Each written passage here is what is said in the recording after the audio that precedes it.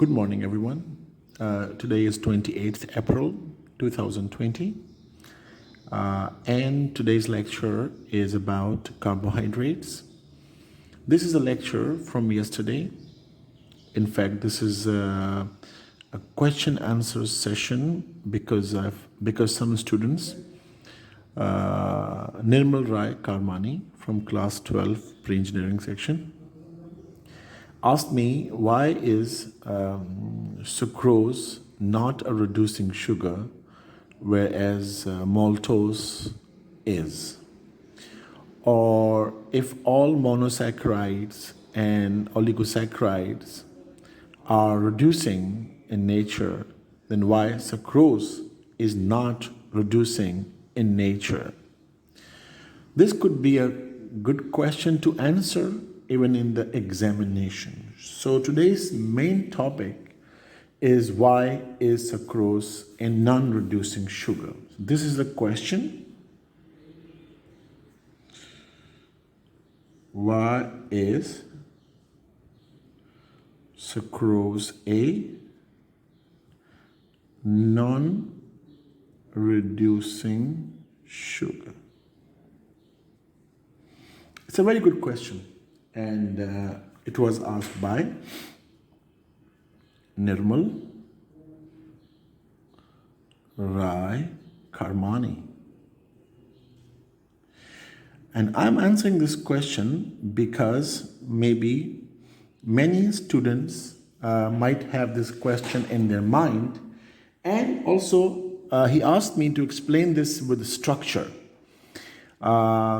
Many students might have this question in their mind, but they didn't ask. Nirmal asked. So you might have a kind of advantage with this question. So let us jump to the work, and let me first tell you how we make a ring structure of glucose from a straight chain structure.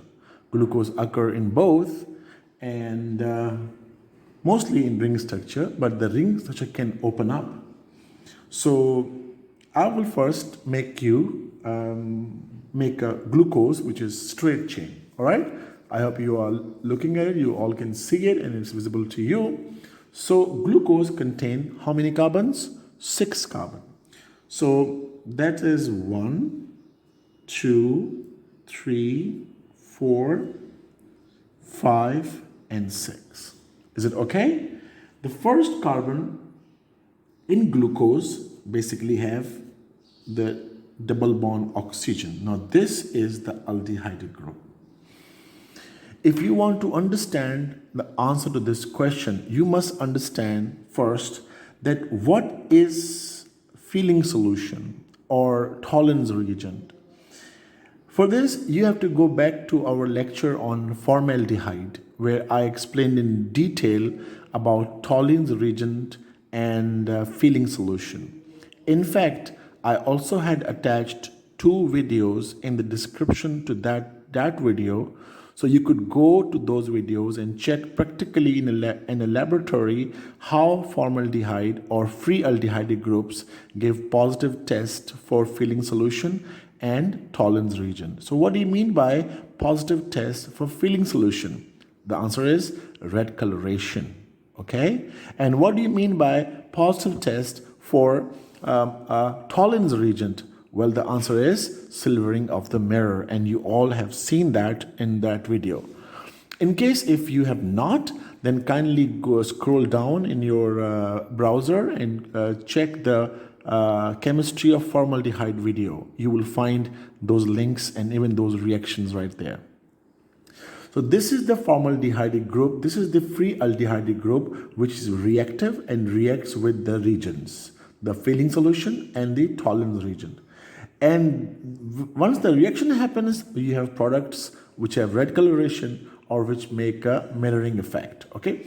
So if this group is not present, if open chain is not present, if the aldehyde group is not present, that compound, whether it's glucose, whether it's carbohydrate or any other compound which contains this free aldehyde group, will not be known as a reducing compound. It will not reduce filling solution. It will not reduce tolerance region.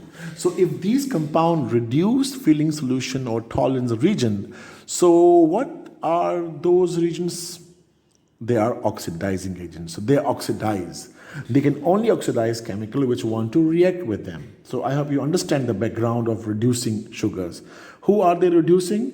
Why are they reducing? And what are the result of the chemical reaction? And you need to go back to the same video. So this is, my dear friends, glucose. So it contains so many hydroxy groups. This is the definition of carbohydrate. Carbohydrates are polyhydroxy aldehydes, or they are polyhydroxy ketones. Glucose, in fact, is a polyhydroxy aldehyde. Last one is H2OH. Now this is, my dear friend, for you, if you can focus here, let me mark, as I mentioned in the lecture of yesterday, the hydroxy group which is farthest from the aldehyde group. Now this is 1, 2, 3, 4, 5, and 6. Now this fifth carbon is farthest from aldehyde group, first carbon, but not the last one. This is basically chiral. Chiral, what is chiral? It's new things are coming up as we are discussing. So chiral means which is moving. Okay, let me explain to you.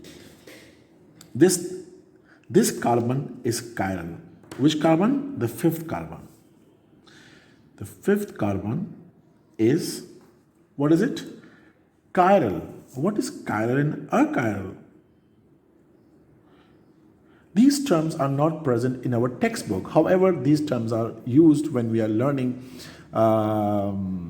the isomerism, optical isomerism. It's a very common term in the optical isomerism. There are two types of isomerism. One is called optical isomerism, which contain two types, cis and trans. I have taught this to my improving students. In our syllabus, there is only geometric isomerism, which is chain isomerism, functional group, etc., etc. So what is chiral and achiral? Chiral is a carbon on which both sides the atoms are different in molecular weight. So OH, molecular weight, how much? 17. H, molecular weight, 1. So now this OH will rotate.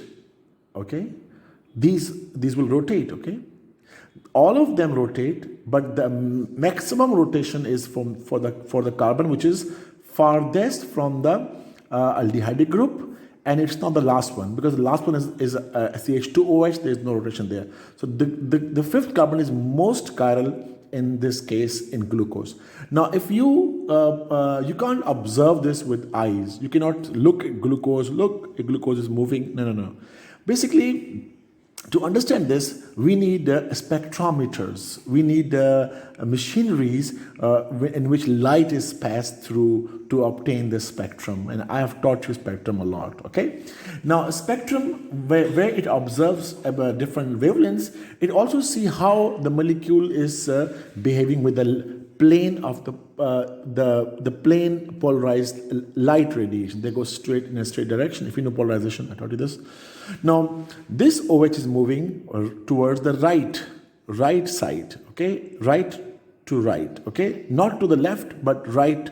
Since it is on the right side here, shown here, it is a D configuration. So this glucose, if this OH is on this side, it's called L configuration. If it is on this side, it's called D configuration. So mostly glucose naturally occurs in D configuration. So it's called D plus glucose. Right? In the same way, fructose has L configuration. This OH is on left side. So that fructose, that's what we call, so glucose is, in terms of optical isomerism, dextrorotatory.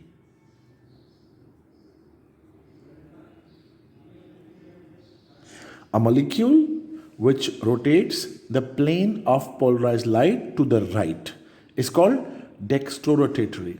If this OH is here, it's called levorotatory. That's why glucose is also called dextrose. All right. Fructose is laboratory, it's L, and it is called levulose. Now the plus and minus here has a different meaning, which I'll explain to you. Let's jump up to our structure again. Now this, I want you to focus here. Now this first carbon and the fifth carbon have affinity for each other, have attraction for each other. They have love for each other. Because fifth carbon is most chiral, most unstable, most reactive. All right? And the first carbon, aldehyde group, most reactive. So their mutual reaction is pretty much possible. All right? Now this, how it's going to happen? There's a pi bond. You know that carbonyl contains a sigma and a pi bond. Sigma bond is stable. However, pi bond is not stable. Okay? And this OH is also not stable, it's reactive. So this carbon number 1 has affinity to carbon number 5. Right? They have a reactivity to each other. Now when they react, what happens? This pi bond here opens. When it opens, this hydrogen bonds with this oxygen. This H, this becomes acidic, and H is lost to the oxygen. So it becomes OH, all right? And the second bond will bond with this oxygen here. That's interesting, right? I want you to focus, everyone.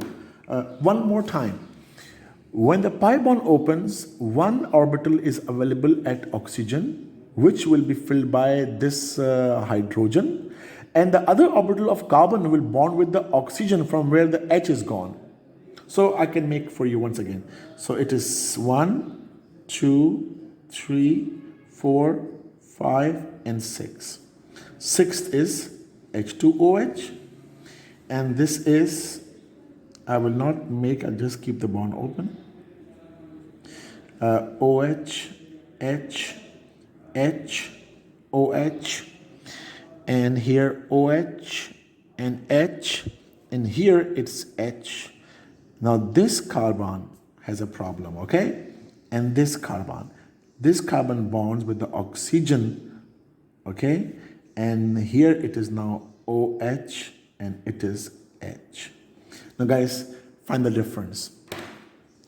This O is now OH because the hydrogen from here has bonded with the oxygen. And the valency of oxygen which was left behind after removal of hydrogen is now it is attached with the carbon here, right? Now this is not how it actually looks. Now this, you can see the OH is on this side. So it will go down in a ring structure. So this is an alpha configuration.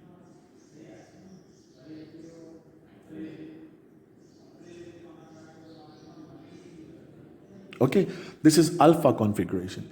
If this OH is on this side, then in a ring it will go up. It will be called as a beta configuration. Now, let us make it in a ring structure because this is awkward looking, right?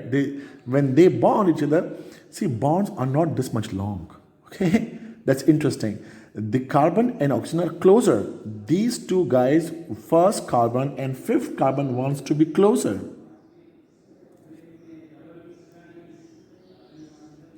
First carbon wants to reach the fifth carbon as close as possible. So this is going to convert an open chain structure to a ring structure. From a open chain structure, this carbon will bond to this carbon and you will see a ring structure. That ring structure is mostly shown like this.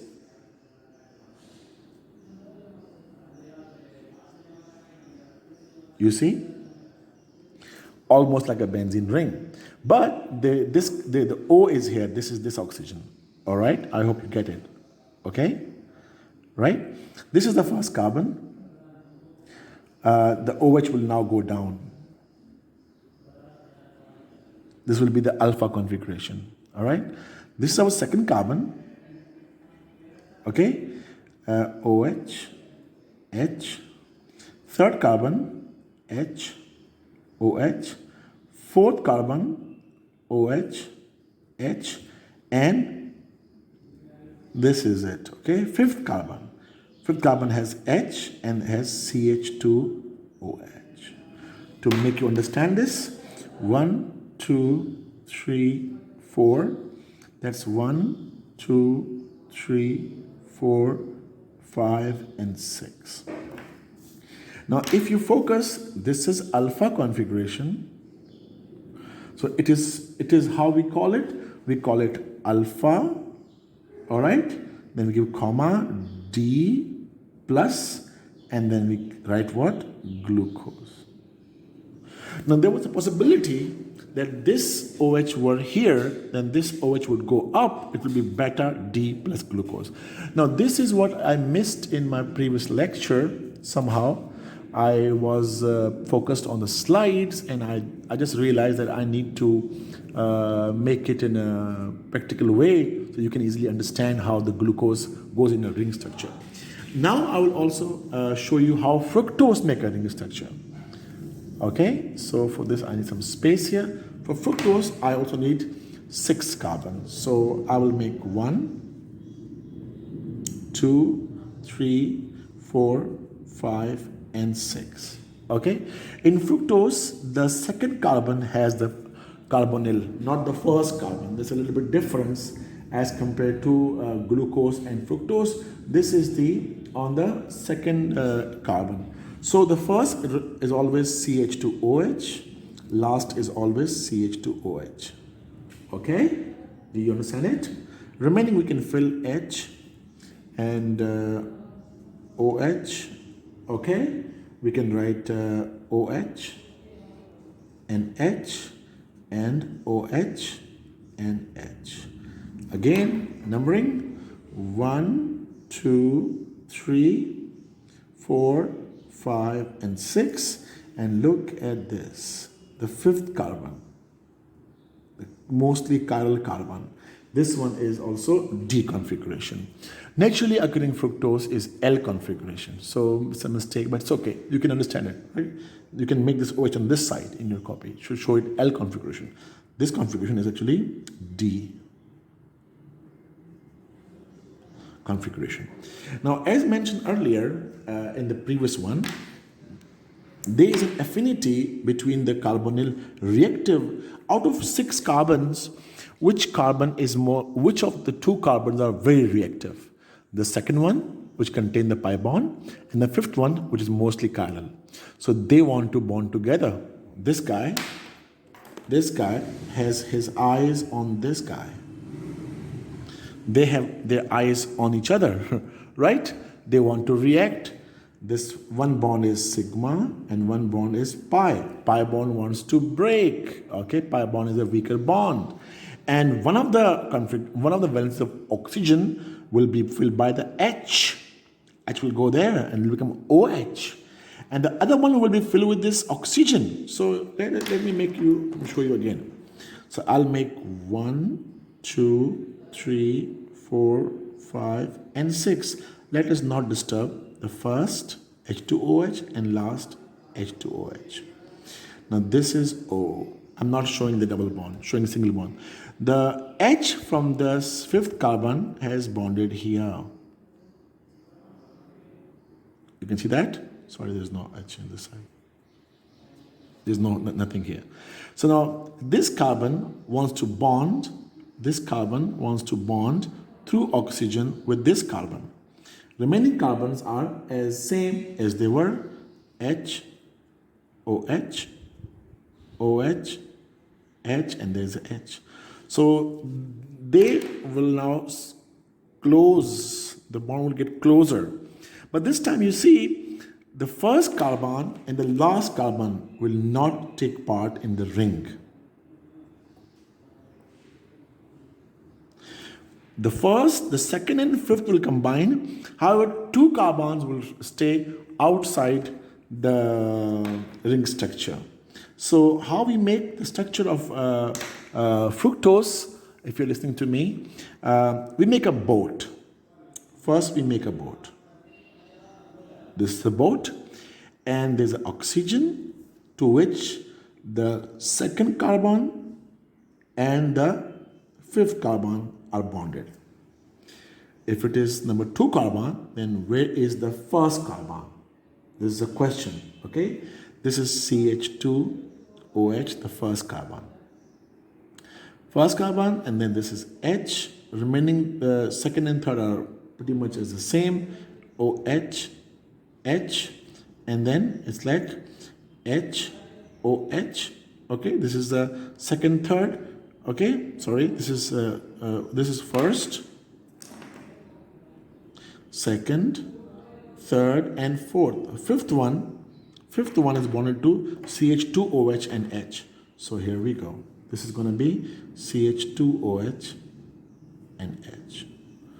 Guys, I have 4, 5, and 6. Now this is fructose. Okay, my friends, this is fructose here. And it's a little mistake. This one, number 2 carbon has an OH. So there's an OH here. Now the OH being up, it is a beta configuration.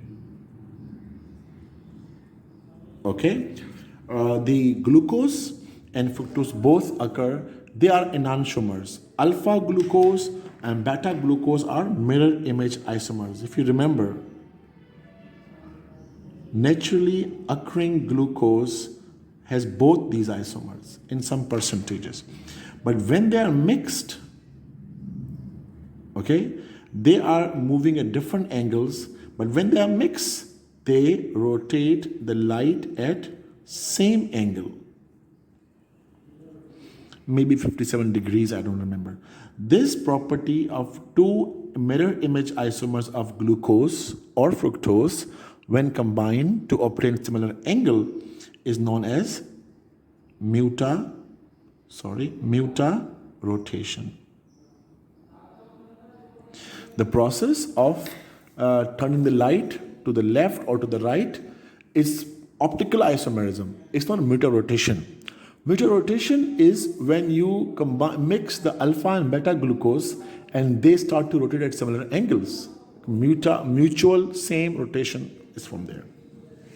So in order to make you understand sucrose, it was very necessary to first, you should be able to draw the ring structure from straight structure. The rings can become straight structures, the straight can become ring structure. This is a reversible process. Same here as well. So my dear friends, let us now jump to the question. This was explanation to how we make these ring structures. I didn't receive many homework, so I just thought that maybe student didn't understand this and maybe my questions were very challenging.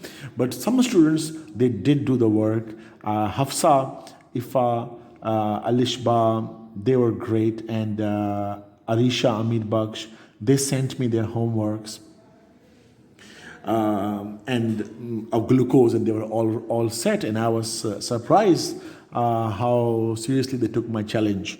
But majority was absent, so I just thought I should repeat this one. So now this is you have the ring structures here. Okay, now from these ring structures I will make for you sucrose and maltose, and then tell you the difference between sucrose and maltose and why is one reducing and why is other non-reducing, because of this free aldehyde group. Let's see if sucrose has a free aldehyde group or maltose has one. Okay, to do it, I will take another page. First, what kind of carbohydrate is sucrose? It's a disaccharide. It is formed by a fructose and a glucose unit. So first, I will draw the glucose unit for you. I hope you understand how we make it. We make O, got it? We make this, it's just like a benzene ring. To show alpha, we make OH down. These are 2 bonds, okay?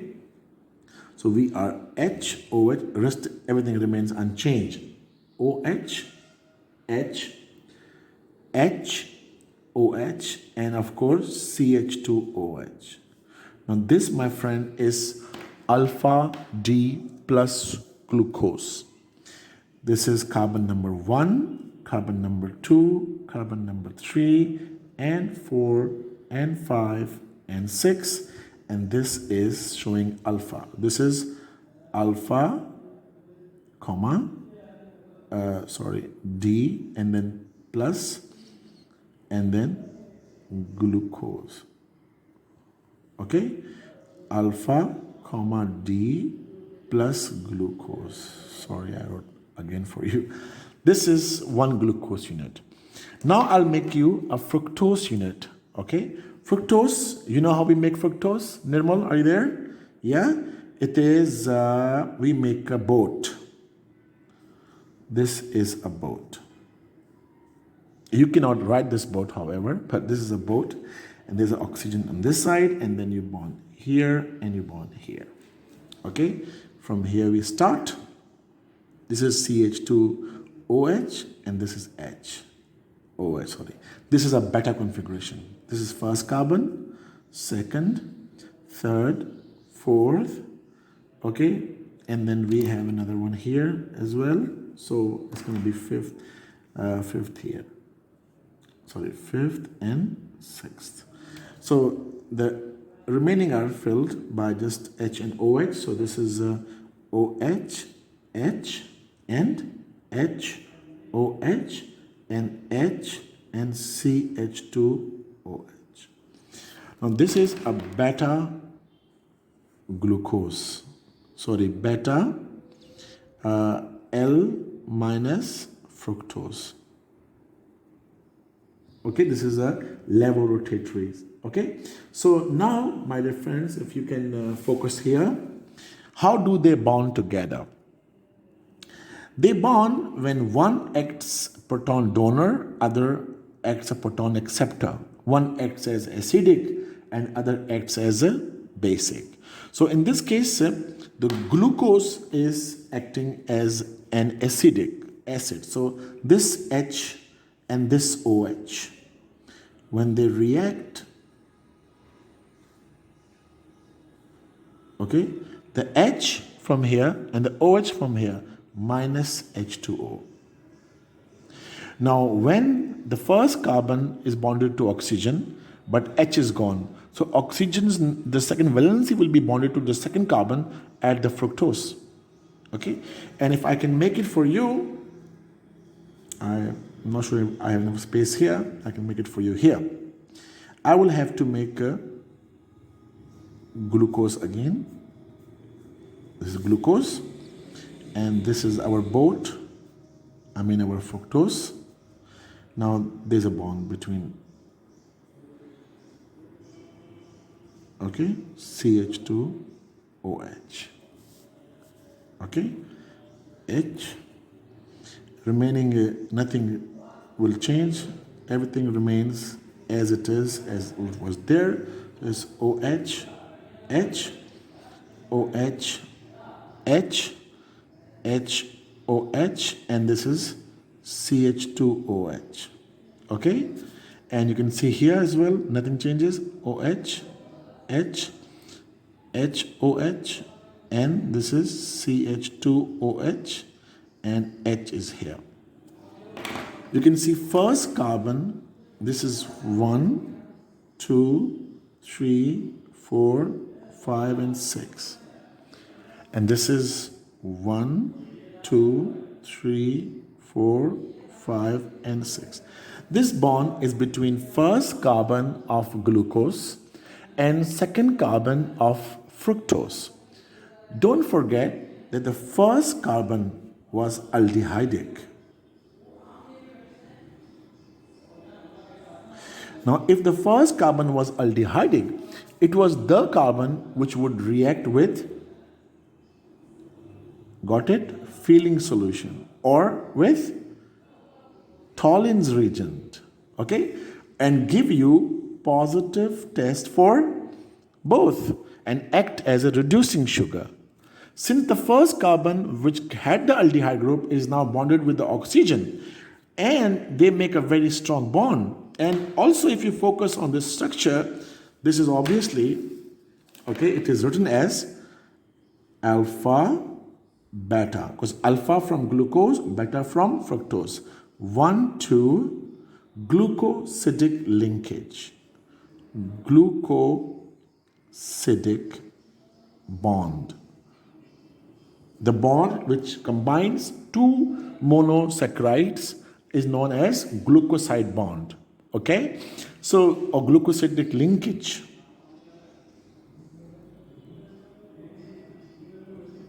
All right? My students from pre-engineering, they might have some problems, so I explained for them. So this is alpha beta 1,2 glucosidic linkage. So this is sucrose for you. Sucrose. Keep in mind, sucrose is your table sugar. Okay? Sucrose is our common table sugar that we all like.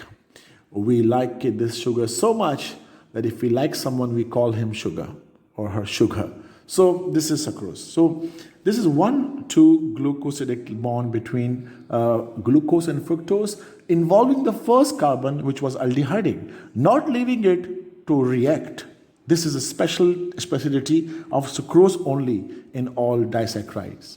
Let's check about the maltose, whether maltose has the first carbon engaged or the first carbon is not engaged and it's free for reaction. Okay, only the structure can make us understand it is right or wrong or however it is. So first I make in maltose we have both glucose units. Okay, the both units are glucose.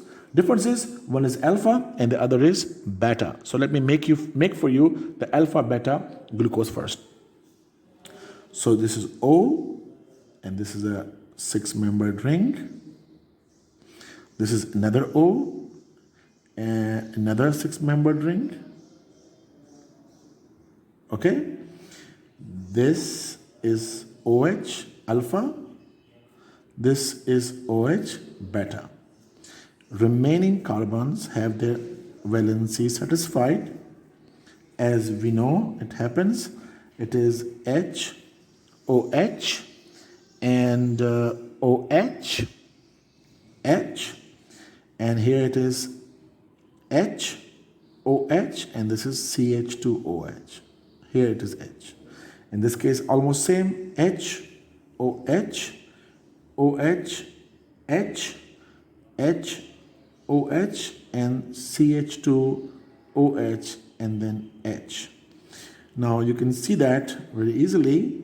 Let us first number the carbons here. So 1, 2, 3, 4, 5, 6.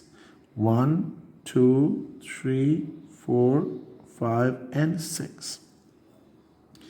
Now again we need to remove water, remove H2O. Okay, so this OH and this H, they make water out. When the water goes out, the first carbon of this glucose unit, oxygen, and the oxygen bonds to the carbon number 4. So if I try to save some space here, O, this bonds to O, and the O bonds to the carbon number 4 on this one glucose unit. So this is 1, 2, 3, 4th carbon. 1, 2, 3. So let's do it. 5 and the 6 will be up. So this bond, HOH I leave for you. This is not 1,2 glycosidic linkage. This is 1. It is alpha beta, of course. Okay. So alpha beta, got it? 1,4 glucosidic bond or link. This bond is so special because it has left one of the active carbon unreacted. Remember, first carbon has the aldehyde group. So here was only one, it was reacted. Here, this one is still available. Let me first complete it.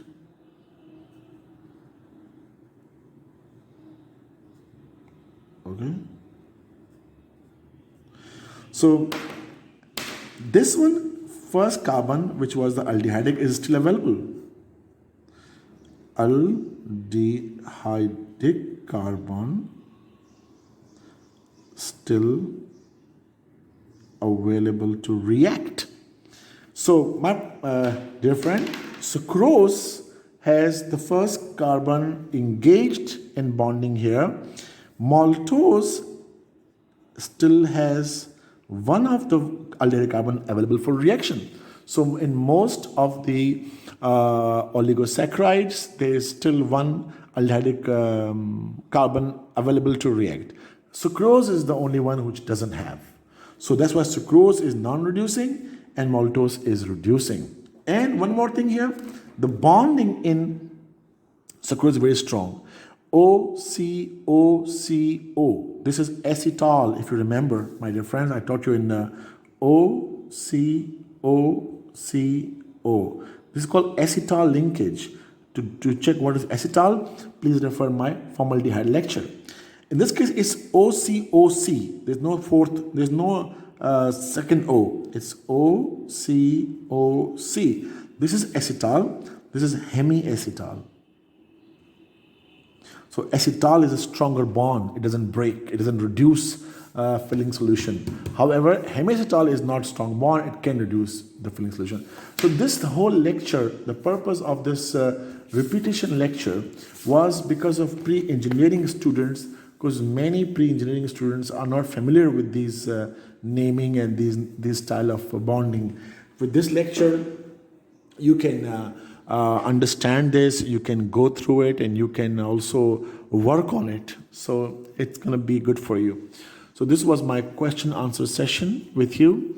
I want you to focus on this again, and if you have done it, good. If you haven't done it, do it now. And also make it a question, like why is sucrose a non-reducing sugar? Answer it about with these data. It's also in the textbook as well. You can also find from the book as well. So kindly check that one too. This one, the repetition lecture for the glucose, and many students knew it, but I found that majority were struggling with it. So I thought why not to do it again. Thank you so much with this classroom, and we'll meet again with more lectures. Our next lecture will be the amino acids, as I had mentioned, but today I had to do this one in between. So that's it. Thank you so much. Good luck, and see you next time.